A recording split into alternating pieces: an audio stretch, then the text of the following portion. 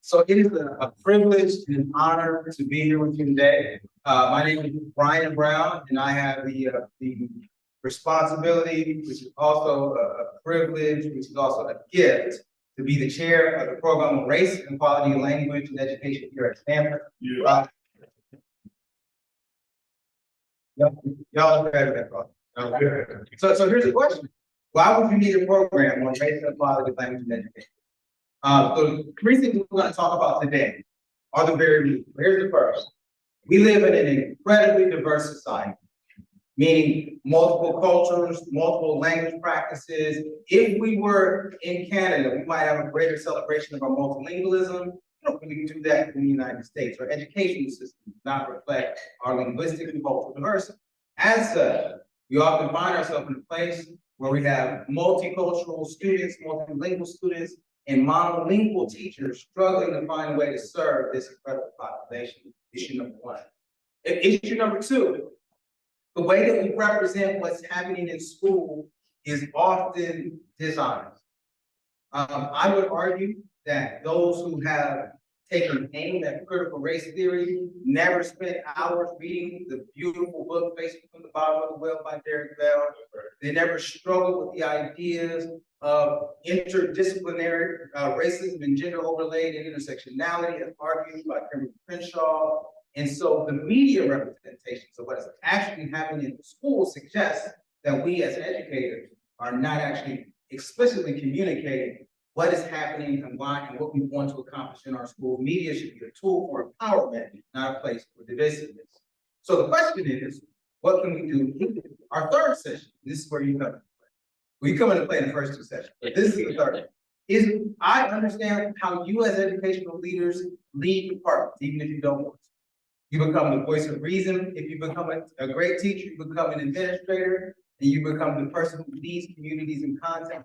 So how do you do that? We want to argue you should never do it alone.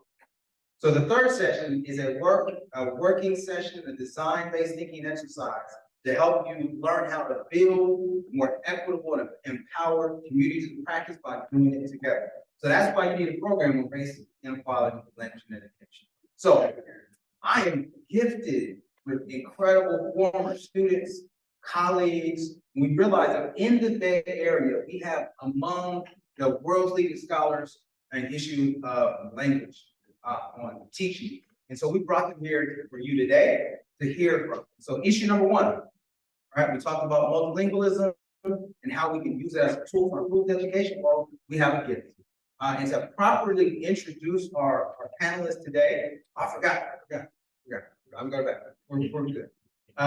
What I want you to do is leave here with relationships. Leave here understanding you have colleagues and common minds who can partner to build better practices. So that's why we asked you to come in with the sticky, and we're going to hold you that during brunch. Right? What did you hope to leave with today? What do you hope to leave with, and what brings you here? Two important questions. We'll talk about that during our brunch time. You should have a detailed conference agenda that lets you know what we're doing minute by minute. But to get us started, one of my favorite former students, I used to tease him because if he didn't have a skateboard in his hand, I know he was losing himself to institutional thinking, right? A person who thinks deeply about race, culture, media, and art. Professor at San Francisco State who is leading us in new directions. Because I really want to hear his new research thinking, we're going to save time for him to come back to have a session on art, because we don't really talk about art and culture enough. So do me a favor and welcome Dr. Alex Lomelí. Yeah. Good morning, everybody. Good morning. See you all. Yeah, it's great to be back here at Stanford University with the RILE program. It's good to see familiar faces and new faces. And I'm excited to learn from the colleagues and scholars that we have here today. So I would introduce folks and ask them to come up and then engage in some dialogue. All right, first we can invite Associate Professor of Teacher Education at San Luis State University, Dr. Luis Poza, to the stage. Dr. research and focuses on beliefs about language learning, race, and nationality.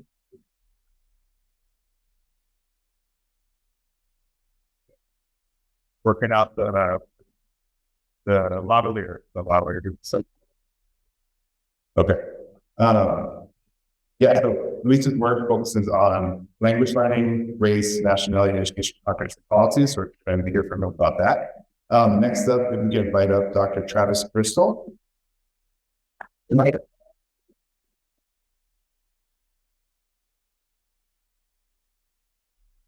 So in addition to being associate professor of teacher education and education policy at UC Berkeley School of Education, and by courtesy of the Department of African American Studies, Dr. Bristol is also the chair of the board of directors for the National Board of Professional Teaching Standards. Excited to hear about that and teacher development. And then last but certainly not least, we invite out Dr. Karla Lomeli.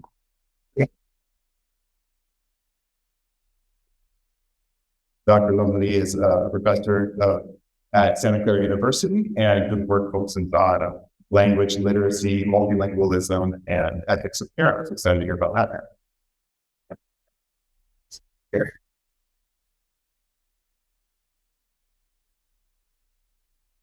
All right. Oh, notes. Okay, so we're going to start with, so the format will be, I'm going to pose a couple questions to the panelists, and then they'll share a little bit, and you can have kind of a dialogue in that sense, and then we'll have a couple more questions that the panel generated at the end, and then we'll do Q&A. All right, so first up, I'm going to pose this one to Karla, Dr. Lomeli. So can you share a bit about innovative approaches and methods that teacher educators can use to help monolingual teachers connect with and engage multilingual students? Well, good morning, everyone. It's so good to be here.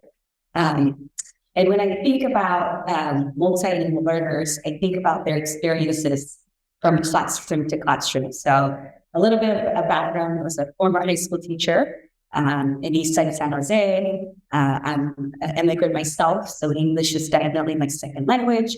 And so when we think generally of how students are experiencing learning in the classroom or multilingual learners, you can think of them kind of, and historically what we've had with students as well in our schools is an isolated experience, right? So we've had a push-out model. We have multiple models, push in, but in general, particularly at the high school level, they've been very much excluded from the curriculum, right? And so when I think of strategies, I think of strategies that honor their lived experiences, right? So particularly in the secondary classroom, when they're making connections, they're going to draw from their own lived experiences, right? And so oftentimes we miss that, or we don't account for that. And so I think of historically how we've been approaching multilingual learners. And I remember when I was in the high school classroom, they were, the AERA requirements were often not met because they were in what we would call sheltered classes. What we were sheltering them from, I'm not exactly quite sure, but I know that we were really excluding them from a learning experience that was inclusive, and more importantly, that reflected who they were linguistically and culturally. And so in my own research, I really found that teachers that honor them holistically, who they are as people, where they come from, both how they're making their own estimations linguistically, instead of knocking who they are down, are those teachers that really have invested time in getting to know the community, getting to know their role in the community, and juxtaposing their own narratives with the people that they're serving, right? And so when we think about teaching, I would urge us to think about, particularly multilingual learners, I would urge us to think about our approaches, our perspectives of how we see them, how we see their linguistic practices, how we see the connections that they're making in the classroom, and put it in conversation with the practices, right? So if, for example, we think that their language or their multiple repertoires is a problem or it is not something that we want to include in the classroom, then we're going to approach them different, right? And so our pedagogical practices are going to be different. And so here, I spent some time in classrooms, and I found 4 teachers that were really doing amazing work, who were reflexive in their perspectives of language and culture, and who, ironically enough, in the study, were not sharing the same language and ethnicity with the students they were serving. And what I found with these teachers is that they were really learners of the community they were serving. They didn't come in thinking that they were saving them, or that they were serving, or that they were kind of, there to create a miracle happen. They were just there in service of the demographic of students that they were teaching, right? And so this meant that they were constantly reflecting on their practices, that they were constantly thinking about how they were situating the content, right? So and the school itself, and had a model where it was inclusive, right? So all newly arrived students were in the mainstream and in the mainstream classroom, and they had access to their APG content, which was really amazing for me to see, because I came from a background where multilingual learners were in sheltered classrooms, right? And so here we had a school that had them in the classroom and in the APG, in the mainstream classroom. And so what I found is that these teachers were looking at their practices consistently. They were analyzing those practices, and they were really, more importantly, their perspectives. What did they think about those students? What did they think about the personal connections that that the students were making or drawing on? And I think that at the emergence of that between the practices and the perspectives is something that I'm calling the moral ethic of Cariño. And so Cariño, historically, we've talked about it in a sharing sense, like, oh, I care for you. I'm so empathetic of where you come from and the experiences you've been. But the Cariño that I'm talking about is a Cariño that really looks at the approximations that the students are making in writing. For example, instead of looking at misspelled words or the lack of conjugation of verbs and nouns within a sentence, they're looking at, oh, I can see that you're doing, there's an approximation between, I can see what you're trying to say, or maybe you meant to say, so instead of just deducting points from a writing assignment, they're holding conferences with students where they're saying, oh, I'm validating what you're trying to do here, and I'm going to help you and validate the approximation, sometimes drawing from their home language, and they're making these approximations in writing, and I think, and more importantly, honoring their lived experiences, right? So I had a teacher, and I don't know if we can share one of the slides here, but I had a teacher that was really did a whole constitutional unit, right? We did a whole constitutional unit on social justice, and this was 12th graders, 11th and 12th graders, and instead of and so went through instead of just getting them to write, right? He would have them engage in things like simple things. It's nothing like out of this world. It was simple things as conversations, and allowing them to speak as what George talks about in their language of ideas. So this teacher was incredible in academic language. Although I think over time, the students were making very sophisticated connections, and they were expressing them with language that would call academic, right? They were making comparisons and connections. But more importantly, they were allowed to talk. And sometimes that meant they were translanguaging, right? Sometimes that meant that they were solely speaking in Spanish, and the teacher didn't feel like, we English only time, this, right? That they were allowed to express themselves in ways that was important to them. And then after having several iterations of this talk it out, then they were asked to write, right? And without being perceived or made to feel like, their less than perfect English was not good enough. And so these little, it wasn't anything out of this world, but I think that the moral ethic of Cariño gets at this idea that we are really considering what our students bring to the classroom, and that I'm thoughtfully and carefully crafting pedagogical instruction that speaks to that. And that includes that, right? So the connections that they're making, and really how they feel in their classroom matters, right? And adolescents know this. Adolescents know if we don't really believe in them as people, right? They can sense that. And as most of us can, right? We can go in a room and we can feel when we're affirmed and when we're not.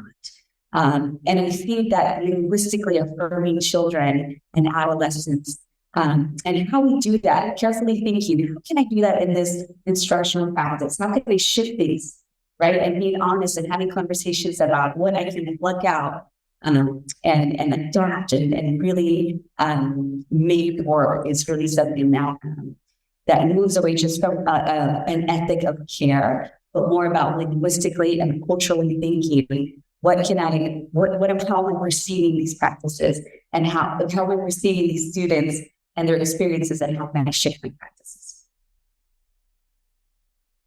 That's awesome. Karla, I wanted to ask you about like a lot of the things you mentioned that could be, I think, maybe put under the category of like instructional practices, like a conferencing and different approaches to revision and giving feedback on writing. I feel like I'm curious to hear a little bit more about how you see those things, which could just be focused on as like curricular instructional things, as part of an ethical politic or ethical approach, because you call it this moral ethic of Cariño. So you think, can you say a little bit more about like just that, why ethic and what's the importance of that? I appreciate that question. Why ethics? I think, especially in light of the pandemic, which is really when a lot of this training took place, it was really important for us to think about the why.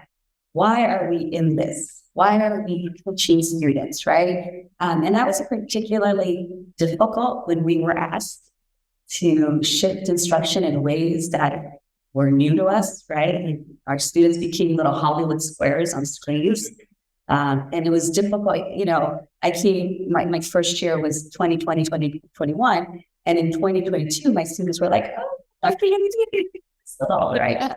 It's just sitting in a box, right? We didn't have that ability to connect. And so for me, that ethical piece became evident.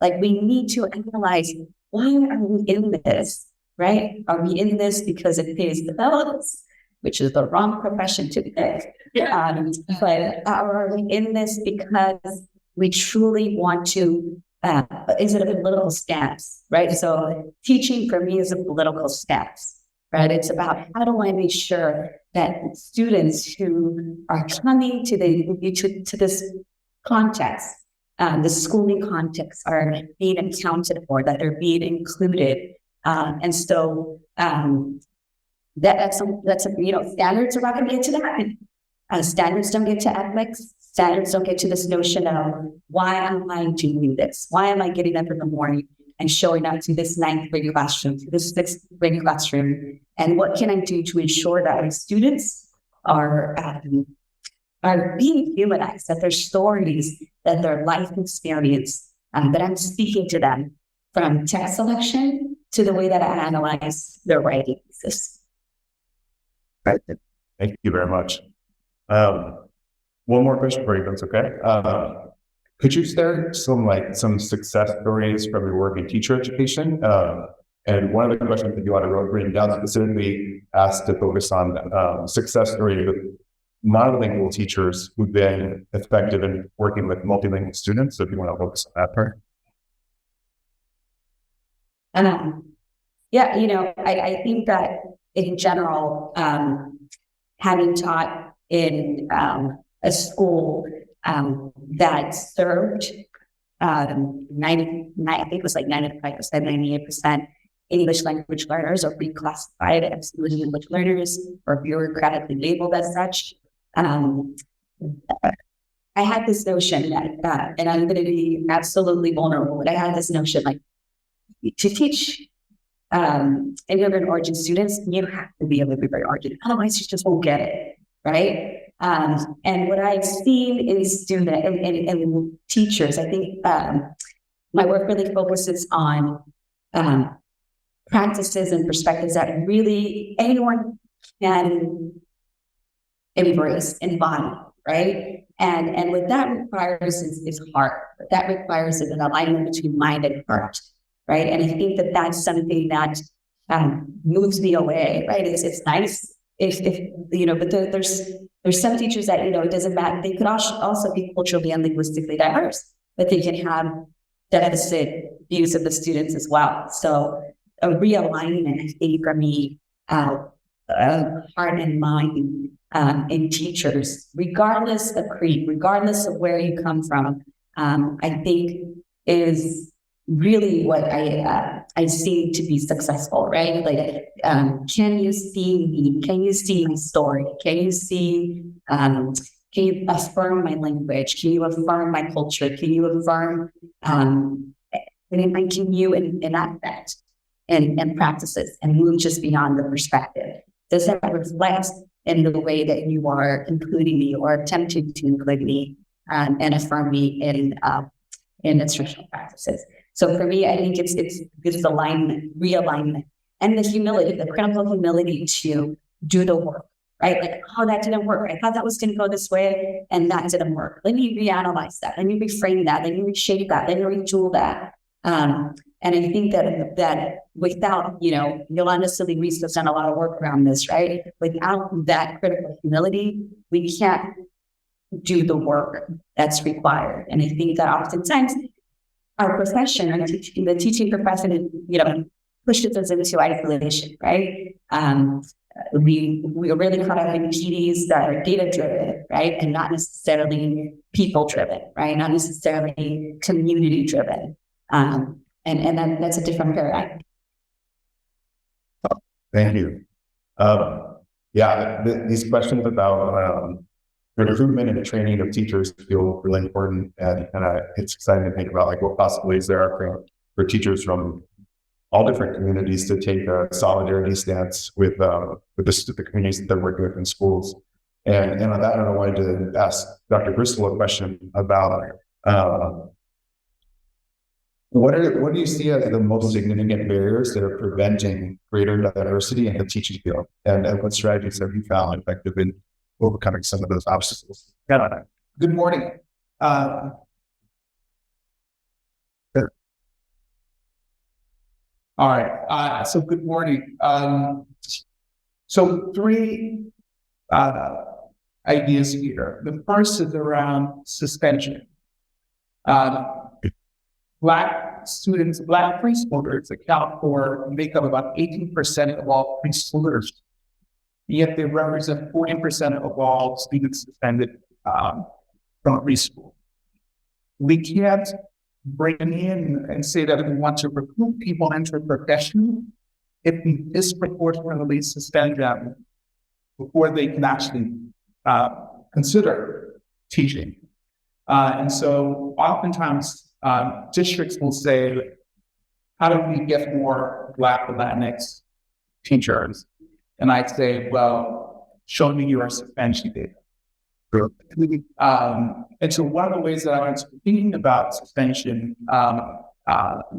as a way of reducing suspension, as a way to increase the number of potentially not individuals, folks of color in the teaching profession, is to work with teaching schools to reduce suspension. So Kyron Howard at UCLA, he and I are working to pass the money from the California legislature. And we're working with a group of 5 schools across the state. So this is about live, I think, maybe a couple of days ago. Schools can apply. They receive a $25,000 grant. And the aim of this is to have the schools think about how they produce extraordinary discipline.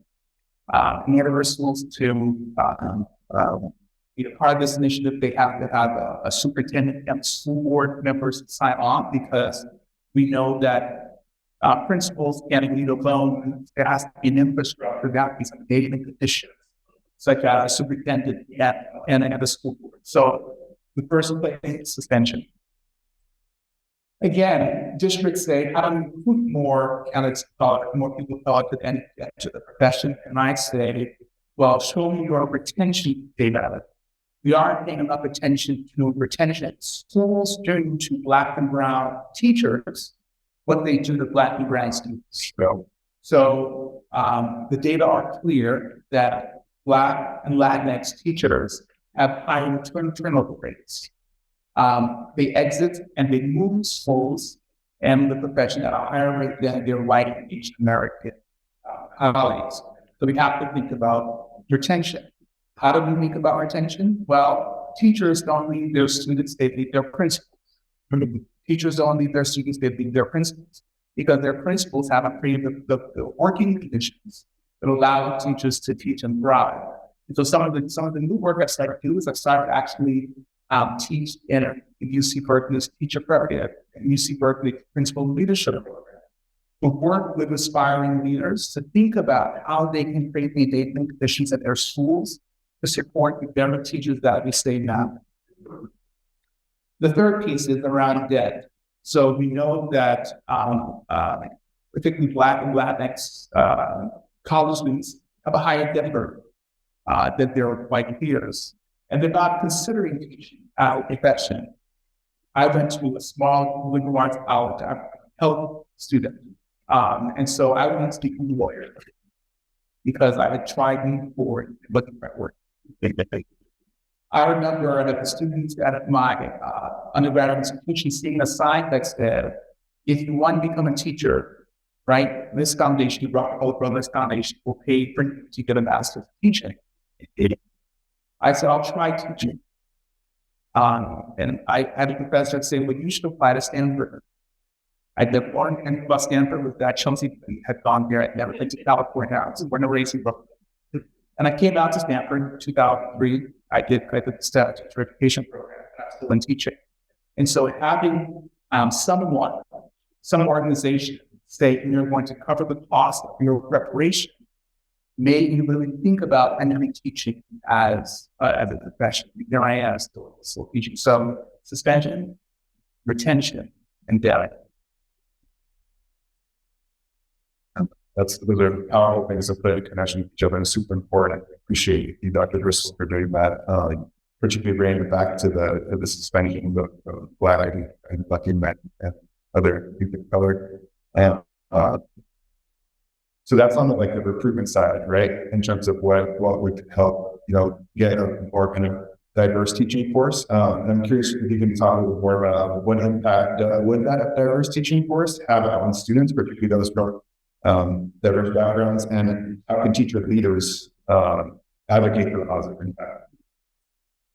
So, yeah, so the data are also clear that particularly the qualitative and quantitative. So our colleagues in the quant space have sort of renewed our interest in teacher diversity, but qualitative researchers have long pointed out how Black teachers, or mass and building Black teachers, create culturally responsive spaces that that engage their Black students, for example.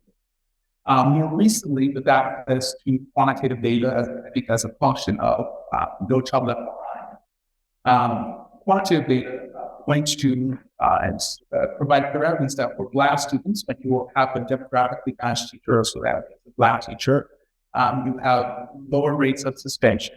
You have a higher likelihood of performance on standardized tests, higher likelihood of persisting from high school to college. The same data are also true for Latinx students. We have a Latinx teacher. The Latinx students have a Latinx teacher. There are higher likelihood of taking more advanced rigorous courses and basic courses in high school. More recently, some of my colleagues and I are looked at data, 10 years of data in New York City. We found that true for Black students and Latinx students, that they have a demographically matched teacher, they have a lower rate of more likely to be suspended years that they have a teacher who's not the same demographic background. But much of the research on teachers of color is somehow erased Asian, but as somehow as intentionally or unintentionally, you'll raise Asian American teachers. And in the study, we found that when Asian Americans, when they had a demographic, when they had an Asian American teacher, they were less likely to be suspended in years. So I think that that also this piece around demographic matching, that the research is clear, right? The evidence is clear. Now, what's missing, I think, unfortunately, is that you can hear this and say that this is another attempt to desegregate school. That somehow white children, that we shouldn't think about white children, and the importance for white children to have some show like us. And some scholars have done some research looking at the merits of effective teaching study. And they found that white students reporting desiring a teacher of color at a higher rate than wanted to have a teacher of color than a white teacher. So white students are looking around, they're recognizing that they're living in an interconnected, flat world, and they're saying that I'm not being prepared or exposed to educators who will allow me to live in a global world. And it was my experience at Berkeley that every year has students, white students, Asian Americans in particular, who come up to me and say, "You are the first Black professor I've had." And I can't think about the disservice we do to white students that as an adult, this is the first time that they're having to encounter someone like me. And it helps us understand how instead of using the dress, you can have someone yell, "You Black," because of the cognitive dissonance it creates that I can actually teach you. And it's on something that you have to be afraid of. And so the evidence is there for students of color, and that I think there's a growing body of global research, and that they are thinking about what it means to live in a globalized world, that the white children in Palo Alto deserve to have Black and Latinx. I don't want to ask a question, Oscar. That's okay too. Do you see any kind of key sites for intervention in terms of trying to develop kind of anti-racist teachers and school leaders right now, in addition to the work that they were doing with the principal leadership institute of teacher education? Like, once those people get out of the field, are there ways you're seeing that they're getting supported to keep doing that work? Yeah, so in the state of California, for example, principals needs in order to clear their credential, they need to receive induction support. Now, the state has not, I think, held up its bargain in terms of funding this, but in this new budget, those of you following, there's a $10 million grant from the state of California that support diverse leaders, and some of that will contain to account induction support. So first-year teachers, those people who come from staff, right? It's sort of mandatory that you receive induction support. But like we place the most novice teachers in the most challenging schools, we place the most novice principals in the most challenging schools, that we don't give those principals the kind of support that they need. And so I think these kind of induction supports that center what we're calling anti-racist teaching or anti-racist leading can be sites of innovation. I think we're also seeing some work around clinical spaces for school building leaders as well, right? So we often think about how to support the teachers of color and give them support to navigate some of the challenging conditions in their school sites. Well, some of that work that is moving up to the leadership level, give leaders the differentiated support to navigate the school and the district context that expect them to do the most sick ones. Thank you very much. Okay, so I'm going to pose this question now to Dr. Cosecha. Can you tell us a little bit about how you're thinking about the strategy that teacher educators can employ to foster positive and inclusive classroom environments that embrace the linguistic diversity of multilingual students, but especially in light of high-stakes testing and language proficiency standards, which are, I think, have an interesting relationship with some of the state-level regulations that Dr. Crystal was just mentioning too. Yeah, Mike.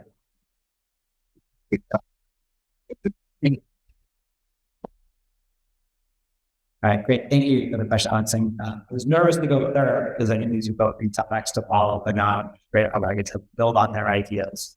And actually, this is my slide. So it follows that it's been monopolizing the screen a little bit. But it does kind of bring me to this question, right? Is how do we prepare teachers for this way?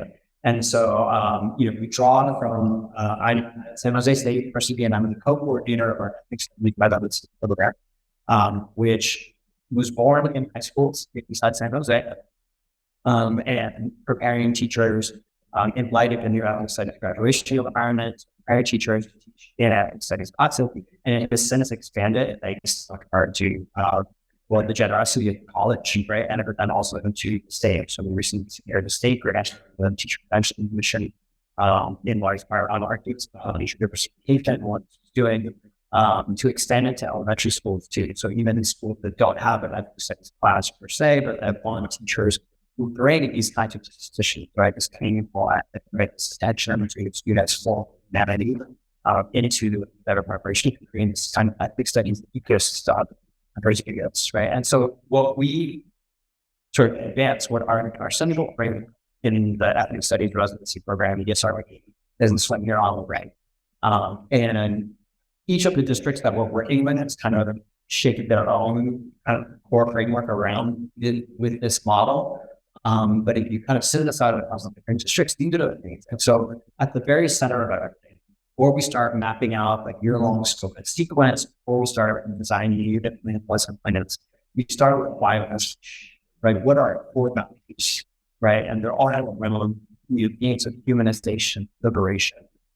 If you're familiar with the my scholarship, I've been reading a lot at data frameworks, right? From international law, human rights law, and then the U.S. constitutional law and international constitutional law. And what are the things that are entailed with data? We talk about social equality, self-determination, and then meaningful participation in the important aspects of one's life. And if we look at constitutional law in countries like Ecuador that have also brought indigenous race projects into their constitutional order, they also have this concept of one dignity of well-being, right? Which is kind of a collective well-being, right? And ecological sustainability as integral to the well-being of the community. Like that. So those pieces occupy that wide institution. And if we have a solid why, right? If our why is about the humanity of our students, then there are going to be pedagogical commitments to follow, right? Right. And so in the ethics studies residency, we talk a lot about pedagogies that center student voice, that nurture students' sense of agency, right? Their ability to generate questions, their ability to find answers as questions, right, for themselves. Pedagogies that are community engaged, right? So activities where students are going into their community, they're speaking to their families, speaking to community members, community leaders, community organizations. Pedagogies that are collaborative, right? So that students are learning with each other and from each other, but not competing with each other. And that are experiential, right? Drawing on the most lived experience as here, right? And then at the very last that comes to what we teach, right? And so, obviously we're talking about our standards and our ELD developmental goals, but we are intertwining those with curriculum that is culturally sustained, right?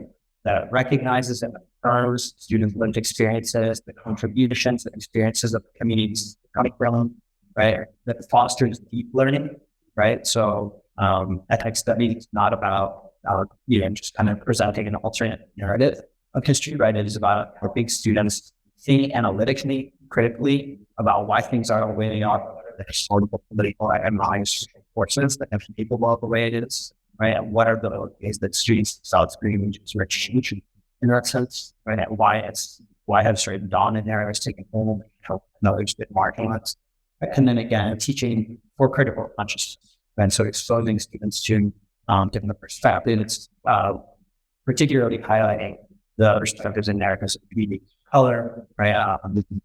Communities that have been otherwise struggling, right? So this is our framework for the FSC's residency program. And then when we think about what this means for language pedagogy or for content area pedagogy that is targeting students who are identified as learners, right? We sort of marry this with the framework of trans language and pedagogy. Again, something about it from the case culture, which begins from this idea of translanguaging. So translanguaging is this idea of really seeing language not as something that people have, but something that people do, right? And it's a social practice situated, right? And it varies within units of practice. And, following from that, right? Translanguaging stance recognizes that all students are practitioners of language, right? And so we say a student is an English learner, right? It's not that they don't have language, right? It is that they are being worked from the periphery of the community of practice towards the more expert center of that community. And so how do we give them those opportunities, linking back to the framework, right? For meaningful participation, right? For authentic uses of the language, for exposure to the language and authentic contexts, right? And for meaningful and purposeful interaction in the language. It is also for teachers to have a critical understanding of the hierarchies of language, right? So if we say that language is a social practice, and we're recognizing that different communities of practice have equal social value, they're equal in their human dignity, right? Why do some communities, language and practice, have more status than others? And so that means that language, right? Language is always a contested part of the curriculum, right?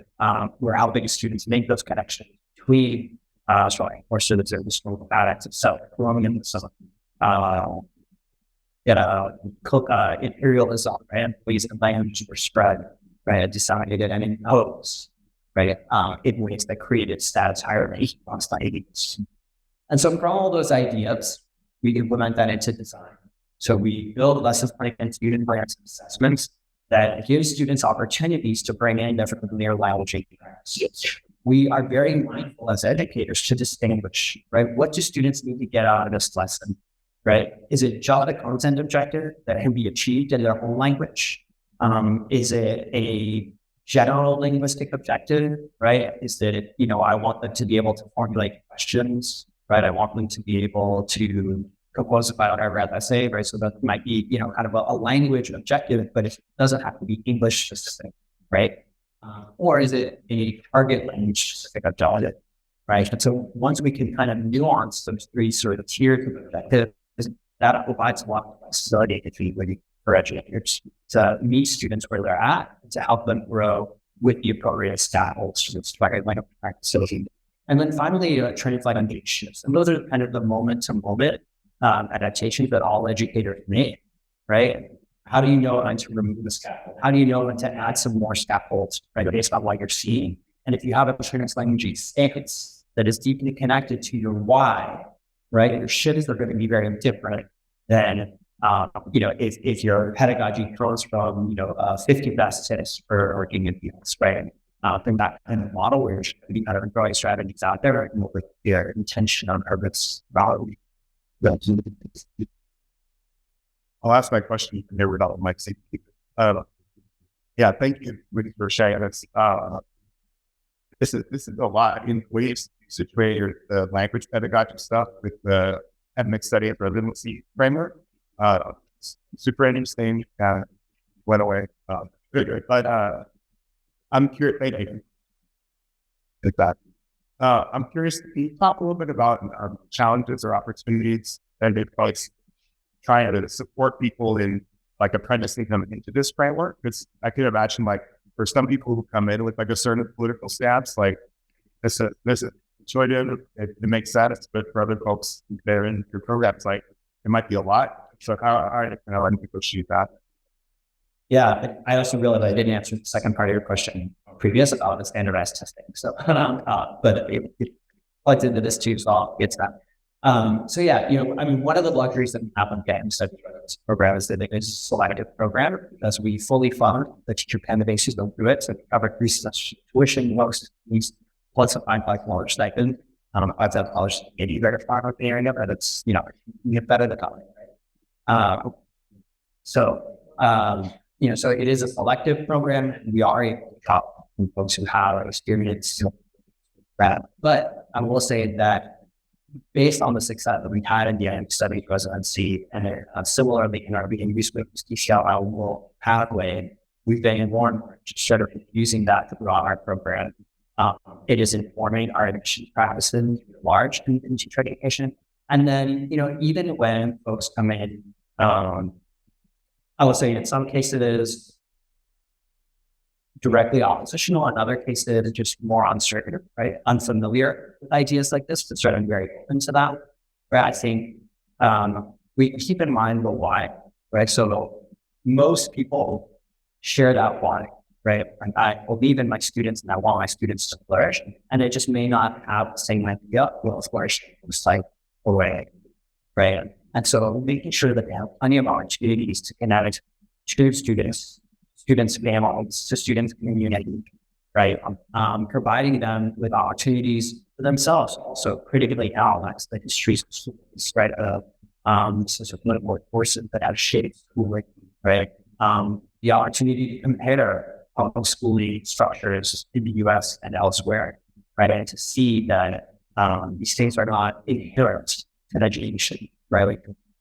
To understand that some of the disparities and inequities that we see, right, are the result of political choices, right, with societal, right? So I think that's an important piece, right? And they're open to conducting the analysis. The analysis is always something that's right? And I think fairly inarguable. I think a second important piece, it is also just connecting with their, right, and showing them their experiences are valuable, right? And so their questions, their discomfort, their opposition also comes from inputs, right? It comes from the love of family and the respect they have for family knowledge and community and not wanting to stray from certain values or whatever. But as they join another community of practice, they see kind of a family extending, right? And so it's about putting it in the really relational, humanistic, community-driven jobs. So I think that's how it works. But then I'll also say, right, I think another opposition that comes even from those who are very sort of philosophically aligned with this comes from standardized testing, right? And it's like, well, they can't take the test in a translingual routing, right? They can't bring this to a job interview, right?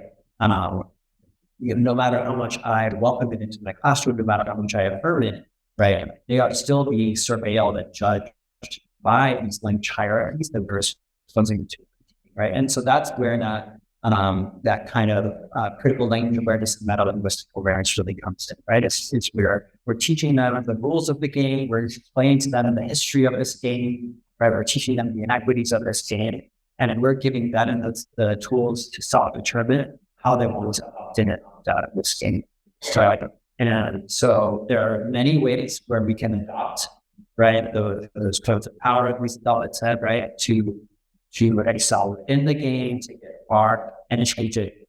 Then there are moments when we want to very deliberately disrupt, right? And certainly colleagues and mentors of mine have been very explicitly disrupted in some of these norms. So maybe I got to see ourselves very often. We'll, try and find a investigation, right? The semi-elite was on my education committee here at Stanford, now is at UCLA, right? All very often these bringing hip hop, it is presentations of course scholarly audiences with that very intentional notion of disrupting some of those communicative norms.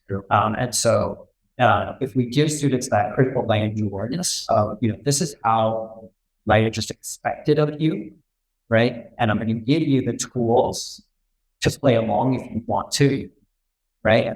But I'm also going to give you the tools to change it. And I'm going to give you the tools to consciously, right, intentionally rebel from it. Right? Thank you. I'll take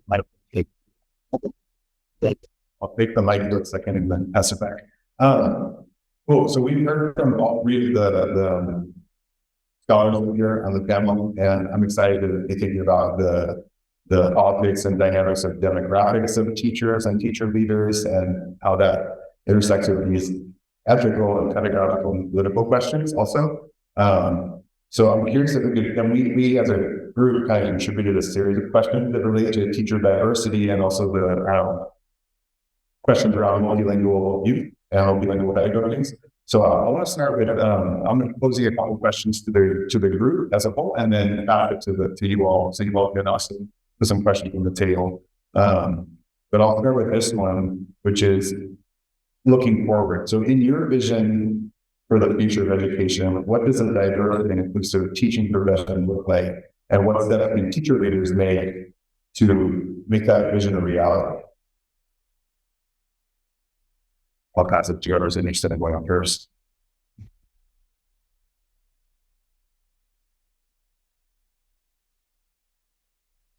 Yep. Okay. I think if we're thinking about what is the future of an inclusive and representative teacher workforce like, I'm going to give you this. Well, I guess you have a lot of words. But I think one thing that has also emerged increasingly on the scholarship of the effects of teachers of color is that it's not by virtue of being a person of color, right, that allows some magic to work. It is as teachers of color are more likely to embody understood from practices. Teachers of color are more likely to invest time in the relationships with students' benefits. They're more likely to take time to understand students' behaviors before referring them for cognitive discipline, or blocking that access to punished courses or things like that, right? And at that, in some of the qualitative work, it looks like it comes from their own experiences, having that kind of adverse educational trajectory, right? So they're more aware of it, right? But certainly teachers of all colors, I would say, that do understand these practices and principles and embody them in their work and bring that. So I would say twofold. One is we addressed, at least it has been mentioned around data, right? We're trying to do things like make us program. So data, retention, so creating these environments where teachers of color are not expected to sort of stay in school, right? Are not expected to implement the most difficult students, to weird students, rather all by themselves, without administrative support of these students. And creating just greater successful model pipeline, but then also making sure that all teachers, regardless of color, become more aware of these practices that help them be really radically better and supportive of all students.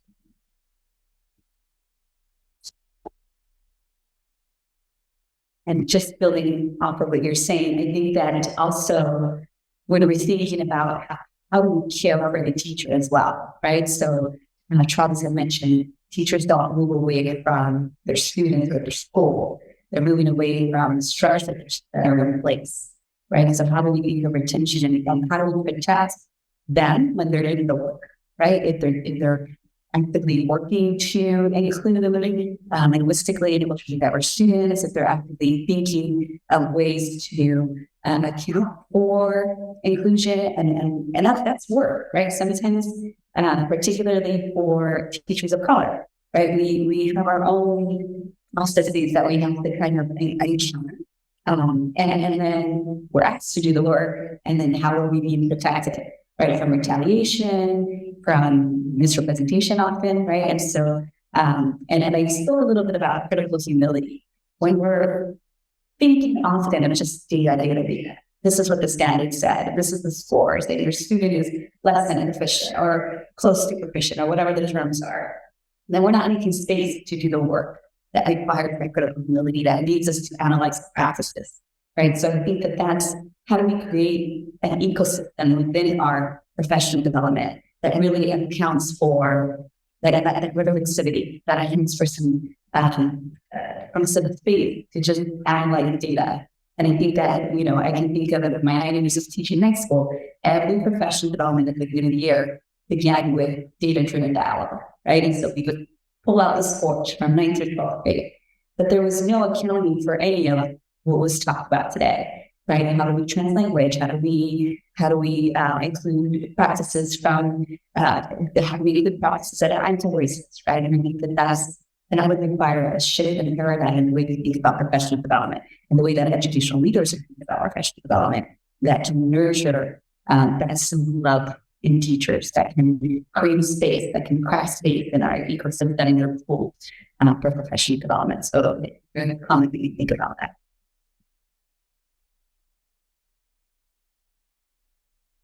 Okay.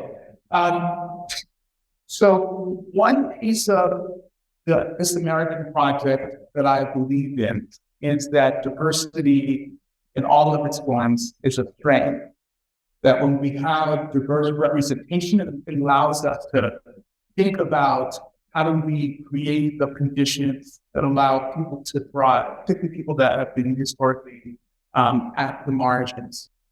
And so I'm thinking about Justice Jackson's dissent in the affirmative action case, where Justice Jackson reminds us that race still matters. Like Cornell, I'm probably referencing Cornell West's sentiment text around race mattering, and maybe like a voice and on us all of the 20th century, and first century still coming up. And so I think for me, what the future looks like is also continuing to think about how race matters and to look at places and spaces where we see disproportionality in terms of individuals' sort of racial identity. In some of the work that my national board work, so national board, as many of you know, is the nation's standard for teacher certification. And national board certified teachers are concentrated in spaces, right, where children and students have historically had the most. And so this is some of the work that's happening here in the state of California.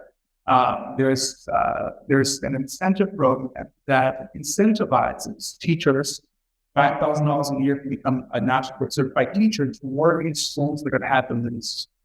And often those schools that have the least are schools where Black and Latinx children show up. And so if we continue to think about race, if we think about where individuals or students would have the least in their racial identity, how do we provide the resources to those places and bring individuals who have been historically at the margin and closer to us?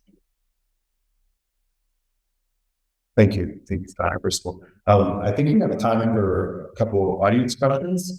So if most, if you want to signal to me, I can agree the mic.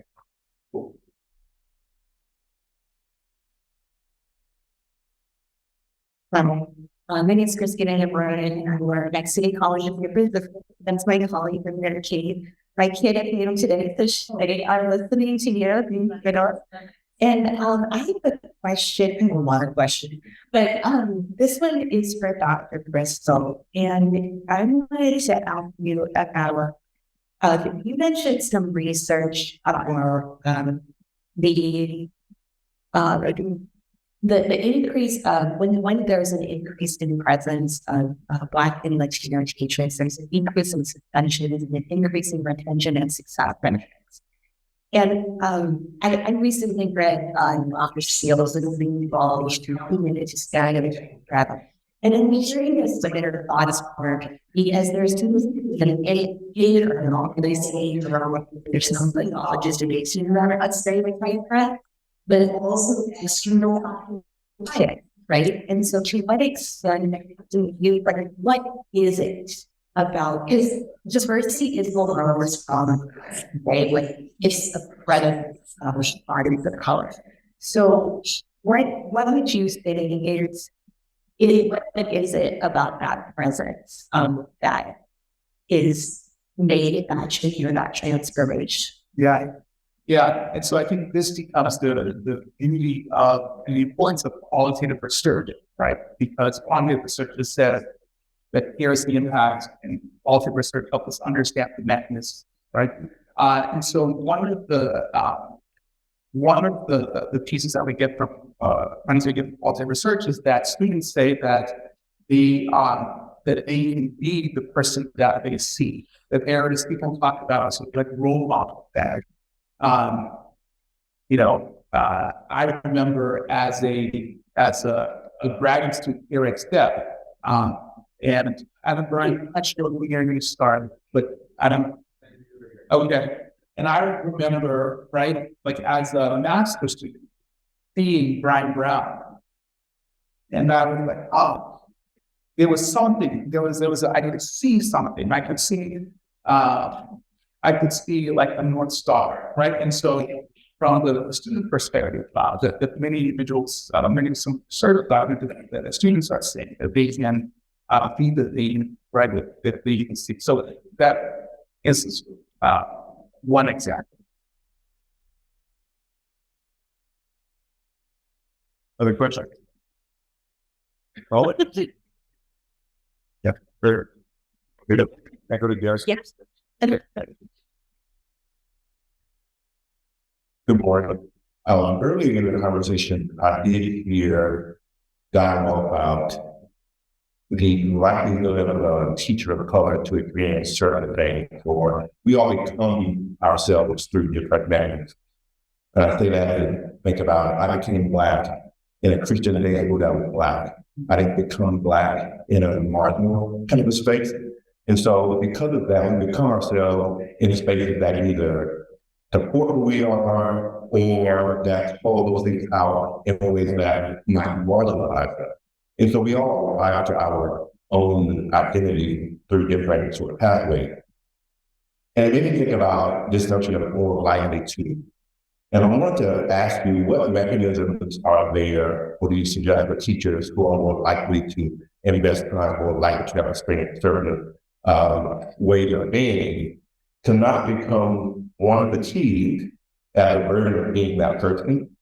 And then how would you share some of the core essences of now becoming so that other teachers are adopting as well, so that you mentioned retention earlier, part of it not because of the bad experience, this is the overwhelming sense of responsibility to fix it all. And so teachers are called are more burnt out. How do you create space for one to sustain the energy of teaching that one might bring to the space, but then share those core values that other people take on the task of seeing and nurturing, even if they have an vision?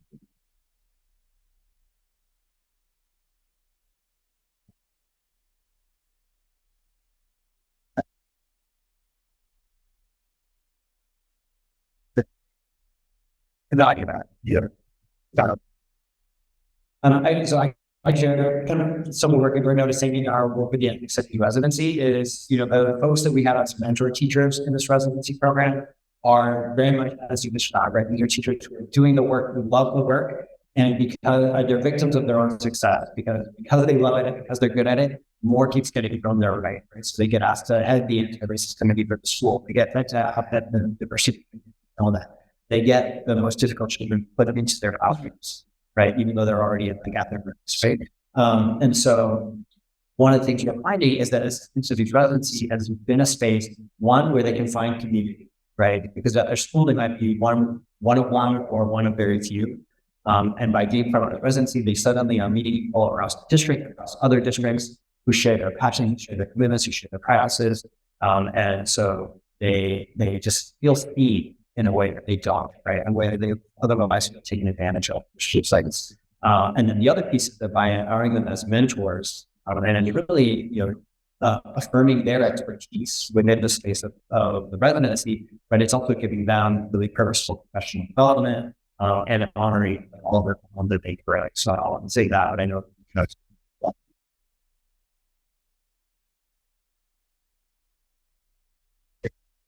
Also, reminding teachers to protect their happy, right? Like protect your happiness and your peace. And we cannot possibly address it all, right? So I think that at some point saying it's okay to set healthy boundaries, right? one of the happiest teachers that I had, hard memories, but mad love for his kids. And so there's a differentiation of service, and service for my community and service for the kids, and then in service for, if you will, us, right? So when admin would require things of him, that was not in service of the kids. There was a healthy protection of that. And I think that is valuable, because admins were worried about our own sustainability within spaces, right? As people of color. And I think I've heard years ago that they say, protect your happy. You have to protect your happy as you're doing the work, protect your peace. And I think that because this work requires a lot of us and a lot of them as teachers of color, all of us, I'm a teacher, and it's like something, it's important that our spiritual health, our mental health is protected as well. And so no one is going to take care of that more than us, right? And so sometimes reminding teachers, I remind my teacher candidates, like, okay, say no. And I think that as people of color, sometimes we're not accustomed to do that, because we have to be like sometimes. And I think protecting your peace and protecting your happiness is one way to kind of stay honest to that self, right? In order to do the work in love and peace, right? I think that was critical. I'll just say briefly, so I think that what you heard, some of the responses around the teacher, and some of my work is also sort of think about how to support the organization, right? Because it's the leaders who create the conditions, or who are inattentive to the condition. When teacher X brings, or when the white teacher brings, disruptive Black and brown student to Black and brown teacher. So I think one of the reasons why I tried to start work in our principal leadership program is that in my course, we spent time reading about the racialized experiences of teachers, particularly color, so that leaders now if they're walking their building and they are noticing that all of the white teachers or the teachers loud, the loud teachers in the classroom, that's a symptom of something happening in the organization that should be attention to. And so that's the ways that I'm thinking about attending to the organization, in addition to some of the work that you heard earlier, or how do you create as an early school spaces, for example, to support the teacher to navigate the challenge.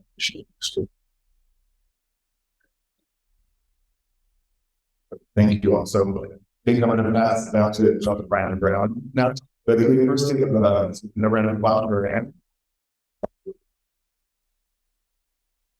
I hope you're applying in the online world as well. I'm Multilingual, so let me say a personal thank you.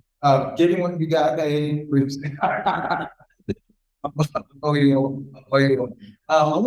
to kind of point to a couple of things. The first is why you're here. So you're here to meet other colleagues, to talk about how we can do the art of the home experience collaboratively. One rule: you don't need permission. There's no one you need to ask to get change agent.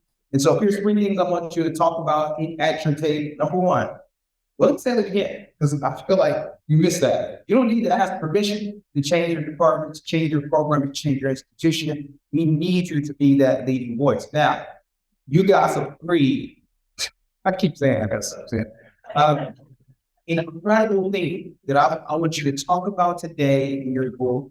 Number 1 is noting of creating the idea that caring as practice. I come from a concept that teachers often ask you a question and say, oh, no, you said that. You did that. And so the idea is to birth the process. If I hear the beauty in what you're sharing, we're going to take the beauty from what you're sharing and add on a layer so that you continue to thrive, hearing the right, wrong, encouragement things. How often are young people encouraged in their classroom practice? Cariño. The second, teacher diversity has a positive impact. But we engage in teacher diversity well before they become a teacher. I heard we need to make teaching great. Take the video. No, yeah, I like that. We teacher education, at least free. Because you get this goodwill in the hands of people who can make a decision to make teacher education free. We need to start with how our students experience school and then build leadership. Teachers are leading schools because of the leadership. And one thing we need to do collectively is to focus on how we can sustain effective practice with our diverse teaching force. And lastly, translanguaging, we just threw it out here. It's like it was nothing. As a completely different way to affirm language practices, to layer metacognitive awareness. Again, how often are young people told that their language is beautiful? I always say, we have an accent because we want to sound like real, right? None of us should have an accent, but we love our community. So imagine being in a learning environment where the school said, don't talk that way, right? Translanguaging gives us a tool. So what will you do with Cariño, with what you learned about teacher diversity and translanguaging? That is the challenge of the conversation I want you to have today. Now you'll notice I'm actually pretty good at that. I'm surprised that it says we're going to attend, but brunch doesn't start till when? Anybody see? 11, right? What time is it right now? 10:14. So 2 days. I didn't trust the caterer, right? It's still, that's really bad. But they're going to study here any moment. 2, I wanted this to be about you getting the chance to meet people, not us talking to you. You have these ideas. I want you to take at least 15 minutes, talk to your table leaders. How might I use and leverage these ideas to do something in my department? Then we'll take a 15-minute break. So from now until 10:30, that conversation about what we might do with these things. At 10:30, expect lunch to be in a year. We'll just start drinking orange juice or water. We'll start that process at 10:30. I want you to take the hour to talk. Our next live event will start at 12 o'clock. And so you have an hour to meet the people in the room, which is really what I want you to hear. So join me again and thank you this incredible group of panelists. Thank you for your time.